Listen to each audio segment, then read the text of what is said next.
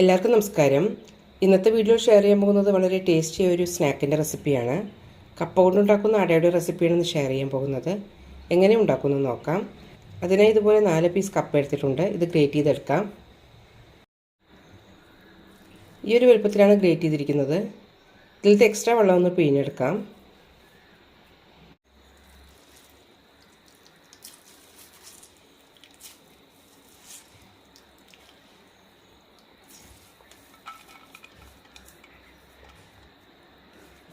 പിഴിഞ്ഞെടുത്ത ശേഷം മിക്സ് ചെയ്യാനുള്ള ബൗളിലേക്ക് ഇടാം.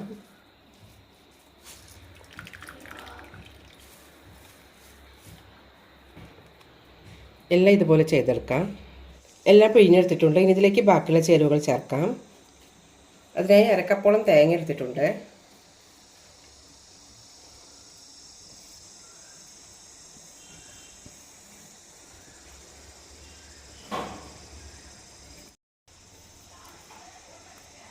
രണ്ട് നുള്ളു ഉപ്പിടാം. കുറച്ച് ഏലക്കപ്പൊടി കൂടി ചേർക്കാം. ഇനി ഇതിലേക്ക് 1/4 കപ്പോളം ഗോതമ്പ് പൊടി ഇടാം. 1/4 കപ്പ് അരിപ്പൊടിയും 1 ടീസ്പൂൺ നെയ്യ് ചേർക്കുന്നുണ്ട്. മധുരത്തിനനുസരിച്ച് ശർക്കര പൊടി കൂടി ചേർക്കാം. നന്നായി മിക്സ് ചെയ്യാം.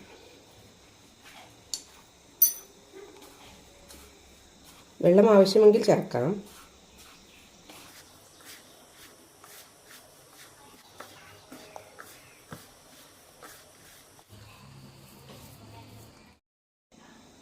മധുരം 1/4 കപ്പ് കൂടി ചേർക്കുന്നുണ്ട്.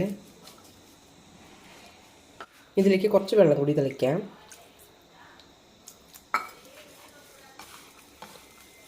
അത്യാവശ്യം കട്ടിയുള്ള മാവാണ് വേണ്ടത്.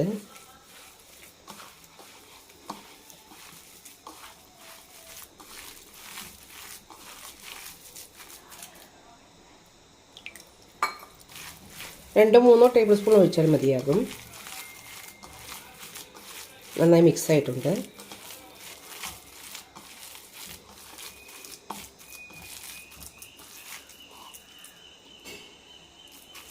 ഈ വാട്ടി വെച്ച ഇലയിലേക്ക് വെക്കാം. ഇലയിലേക്ക് കുറച്ച് എണ്ണ തേച്ച് കൊടുക്കാം. അട വിട്ടുവരാൻ ഒന്നുകൂടി എളുപ്പമാണ്.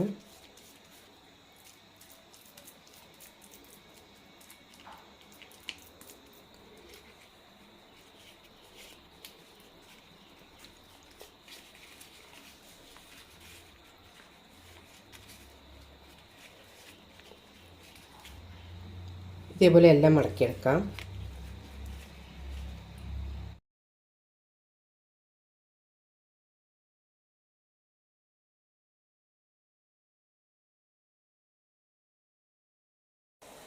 വെള്ളം തിളയ്ക്കാൻ തുടങ്ങിയിട്ടുണ്ട്.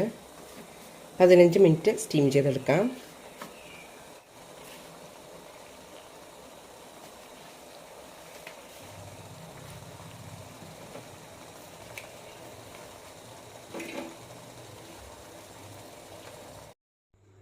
അട വെന്തിട്ടുണ്ട്. ഇനി ഫ്ലെയിം ഓഫ് ചെയ്യാം.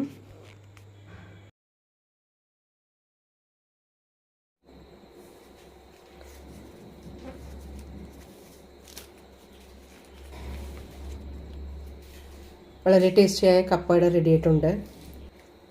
4 മണി ചായക്കൊപ്പം അല്ലെങ്കിൽ കുട്ടികളുടെ സ്നാക്സ് ബോക്സിലേക്കൊക്കെ നല്ല റെസിപ്പിയാണ്. എല്ലാവരും ഒന്ന് ട്രൈ ചെയ്ത് നോക്കൂ.